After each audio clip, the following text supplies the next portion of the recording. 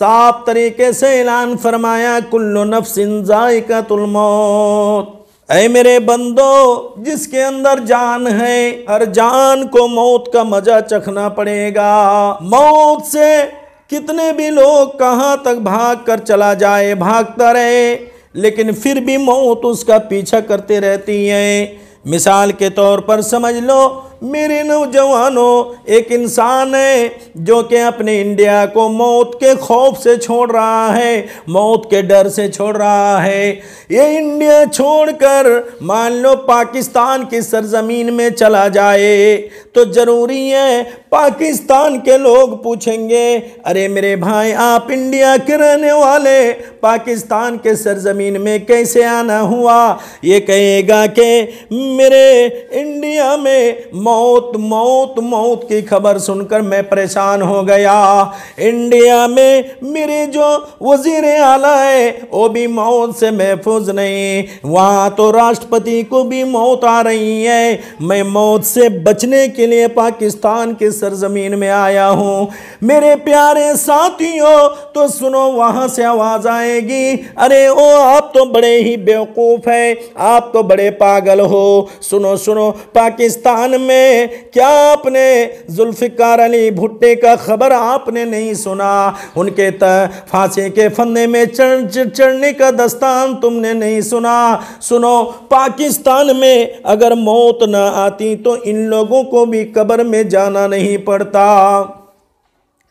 फिर वो इंसान मौत के डर से, मौत की खबर से घबराकर पाकिस्तान की ज़मीन को छोड़कर इराक की ज़मीन में जाता है। इराक वाला पूछते हैं, अरे ओ अब बताओ कि मेरे इराक की सरजमीन में आपका आना कैसे हुआ, किस काम से आए हो? वो जवाब देते हैं, मैं इंडिया का रहने वाला हूँ, मैं इंडिया मौत के खौफ से छोड़ा था, पाकिस्तान आया था, शायद कि ये मुसलमान का देश है, मुझे मौत से बचा ले, लेकिन वहाँ भी नहीं बच पाया।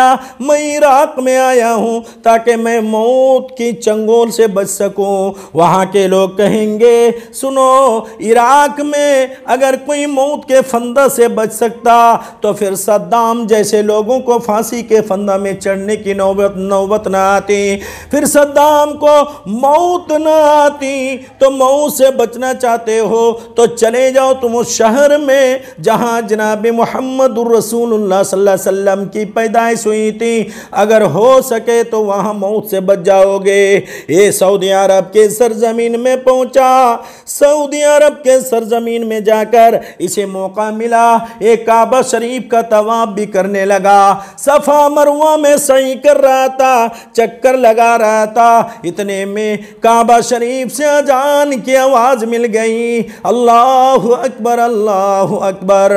अरे अजान की सदा सुनकर काबा शरीफ के अंदर प्रवेश करता है। नमाज पढ़ने के लिए सफ़े लग गई है, नमाज पढ़ ली और नमाज पढ़ने के बाद में इमाम मुहतरम ने सलाम फेरने के बाद ऐलान किया, ओ लोगों सुनो, नमाज के बाद कई एक डेड बॉडी है, कई मैयत रखी हुई है, जनाजा की नमाज भी पढ़ लेना। वो शख्स और भी घबरा जाएगा, अय अल्लाह, मौत से कोई बचाने का रास्ता नहीं है, मौत से बचने का कोई मसला नहीं है, यहाँ पर भी तो मौत की खबर मिल रही है। वो मौत से बचने के लिए मदीनतुल मुनव्वरा पहुंच गया और मदीना के लोग जब पूछने लगे, अरे ओ बताओ तुम कहाँ से आए हो और क्यों आए हो? वो कहने लगा, मैं मौत से बचने के लिए चक्कर काट रहा हूँ, मैं इसलिए आया हूँ शायद के मदीना के ज़मीन में मौत से मैं महफूज हो जाऊँ। वहाँ के लोग कहेंगे, अरे वो अगर मौत से कोई बचता तो अल्लाह का सबसे लाडला, अल्लाह का प्यारा, अल्लाह का हबीब मुहम्मदुर रसूलुल्लाह सल्लल्लाहु अलैहि वसल्लम के रोज़ा मुबारक को देख लो, फिर मोहम्मद मोहम्मद रसूलुल्लाह सल्लल्लाहु अलैहि वसल्लम कब्र में मदफून ना होते, मौत से कोई बचकर नहीं जाएगा, मौत से कोई बचने वाला नहीं है। फिर वो देखता है कुछ लोग अल्लाह का कुरान पढ़ रहा है, वो पूछता है अरे वो ये क्या पढ़ रहे हो? वो सारे लोगों ने जवाब दिए अल्लाह का अंतिम कलाम है, ये अल्लाह का आखिरी किताब है जिसका नाम कुरान है, पढ़ रहा हूँ। फिर वो पूछा ये कुरान कुरान जो करते हो ये कुरान क्या चीज़ है? उन्होंने बताया, कुरान पढ़ने वालों ने बताया कुरान में ज़िंदगी का हर मसला का हल है। वो शख्स सोचा शायद के मौत से बचने का मसला भी कुरान में रहे, वज़ू किया और कुरान खोल दिया, कुरान पढ़ने लगा। कुरान भी चीखें लगा रही हैं, ऐना युद्रिकुमुल मौत लौ कुंतुम फी बुरूजिम मुशय्यदा।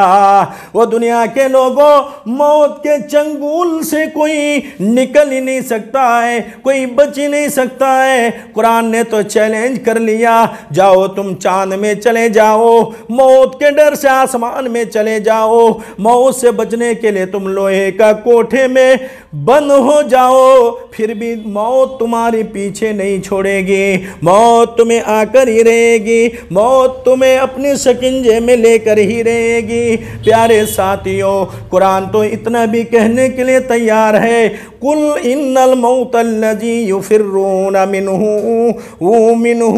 व मुलाक़ीकुम। कुरान कहता है अरे वो मौत से भागने वालों, मौत से जो भाग रहे हो, तुम सोच रहे हो मैं बहुत दूर भाग कर चला जाऊंगा, लेकिन नहीं, मौत तो तुमसे मिलकर ही रहेगी, मौत तो तुम्हें तुम्हारे साथ में नजरों से नजरें मिला कर ही रहेगी। प्यारे भाइयों, इसलिए मौत एक ऐसी चीज है, मौत से कोई नहीं बचकर भाग सकता है। कहीं पर भी चले जाओ, कुरान ने कहा लोहे का कोठा बना लो, लेकिन मौत तुमसे एक रोज मिलकर ही रहेगी। मेरे प्यारे साथियों, हमें मौत से हमेशा अपनी मौत को सोचना चाहिए, हमें अपने मौत के बारे में फिक्र करनी चाहिए। एक रोज इस दुनिया को छोड़ना पड़ेगा, ये दुनिया सिर्फ दिखावे के लिए है। ये दुनिया में मैंने जितना भी काम किया, दुनिया में जितना प्रॉपर्टी जमा किया, एक ना एक रोज ये सब छोड़कर हमें चला जाना पड़ेगा।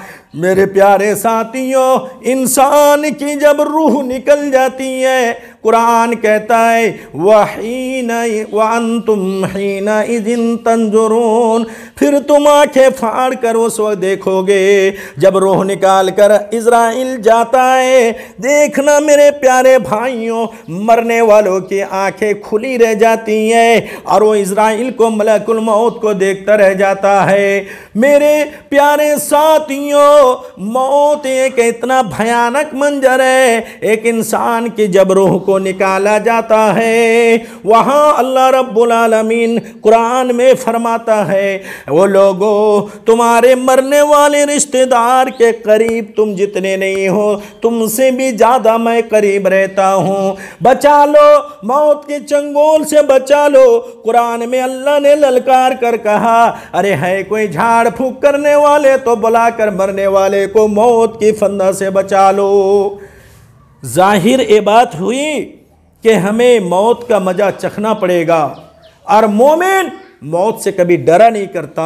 मेरे प्यारे भाइयों, हम अपनी मौत को सोचें, बल्कि एक इंसान है, ज़ोहर की नमाज पढ़ रहा है, हमेशा सोचना पड़ेगा, ऐ अल्लाह, आज की ज़ोहर की नमाज मेरी ज़िंदगी की आखिरी नमाज हो सकती है, हो सके कि कल की ज़ोहर की नमाज मुझे पढ़ने का मौका तू ना दे, कल मेरी मंजिल मेरी मिट्टी हो जाए, हो सके कि आज मेरी ज़ोहर की नमाज ज़िंदगी की आखिरी नमाज है।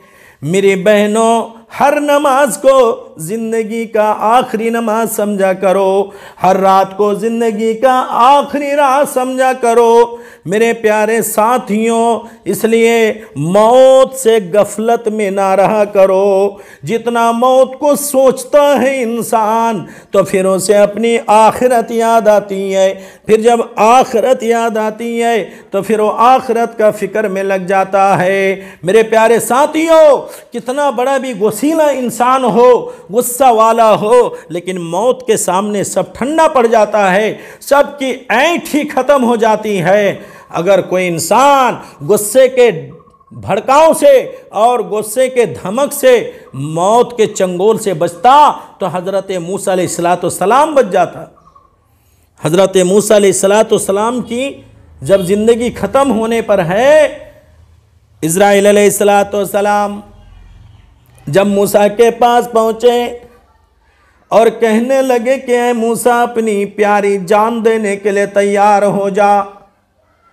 इतना कहना था कि मूसा अलैहिस्सलाम ने गुस्से में आकर इज़राइल को इतना ज़ोर से थप्पड़ मारा कि इज़राइल की एक आँख ही फूट गई, आँख ही निकल गई।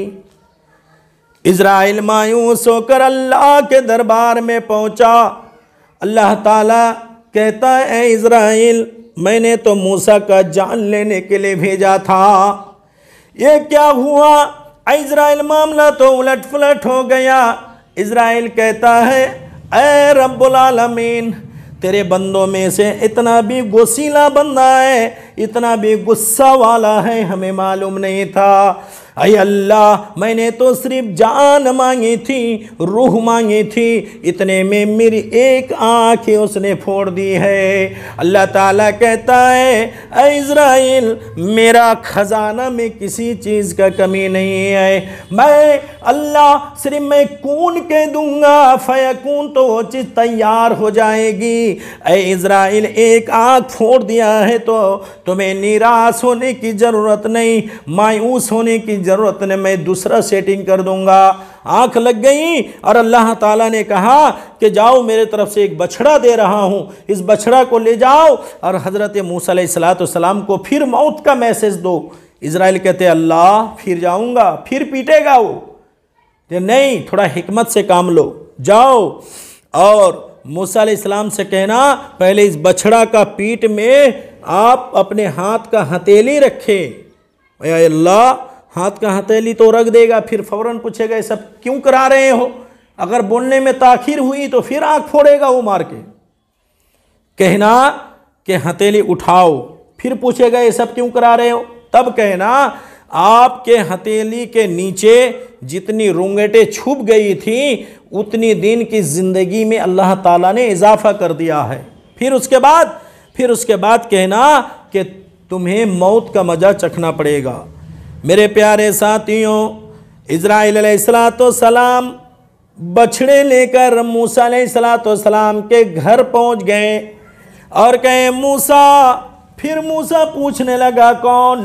कहने लगा, मैं इज़राइल हूँ, लेकिन मेरी पूरी बात सुन लीजिए, गुस्सा मत कीजिए। मूसा ने कहा कि कहो। इज़राइल ने कहा, ये अल्लाह का फाइनल है, ये अल्लाह का फैसला है कि आप इस बछड़े के पीठ में हथेली को रखे। हथेली मूसा ने रख दिया। अब कहे कि उठाओ, उठा लिया गया। मूसा अलैहिस्सलाम पूछते हैं, सब क्यों करा रहे हो?